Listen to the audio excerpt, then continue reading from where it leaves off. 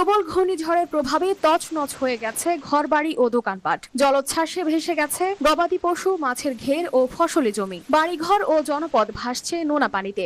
ঝড়ে উপড়ে পড়ে গেছে গাছপালা। বিদ্যুতের লাইন ছিঁড়ে অনেক এলাকা হয়ে পড়েছে বিদ্যুৎ বিচ্ছিন্ন।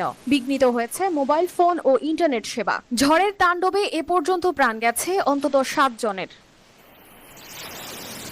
ব্যাপক ক্ষয়ক্ষতি হয়েছে কলাপাড়া, খেপুপাড়া ও কুয়াকাটায়। বাগেরহাটে পানির নিচে তলিয়ে গেছে গ্রামের পর গ্রাম। বিদ্যুৎ বিচ্ছিন্ন হয়ে পড়েছেন দক্ষিণাঞ্চলের প্রায় 40 লাখ গ্রাহক। প্রবল ঘূর্ণিঝড়ের প্রভাবে নদীর উপচে পড়া পানিতে প্লাবিত হয়েছে বরগুনা ও পটুয়াখালীর নিম্নাঞ্চল। রেমালের প্রভাবে উচ্চ জোয়ারের চাপে বরগুনায় বেড়ি বাঁধ ভেঙে প্লাবিত হয়েছে প্রায় 10টি গ্রাম। বিভিন্ন আশ্রয় কেন্দ্রে আশ্রয় নিয়েছে 20,000-এর বেশি মানুষ। স্বাভাবিকের চেয়ে 4 ফুট পানি বেড়ে প্লাবিত হয়েছে গোটা সুন্দরবন। মোংলার শ্যালা নদী ও পশুর নদীর পানি বিপদসীমার অনেক উপরে।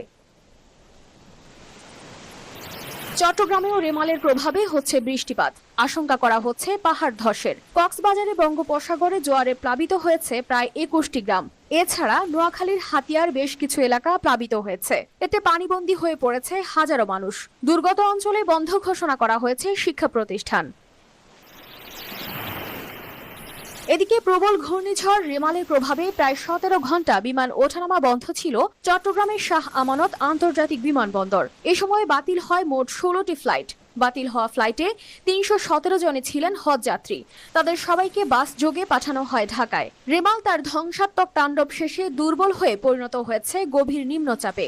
এর প্রভাবে ঢাকা সহ আশপাশের এলাকায় দিনভর বৃষ্টিপাত হবে বলে জানিয়েছে আবহাওয়া অধিদপ্তর।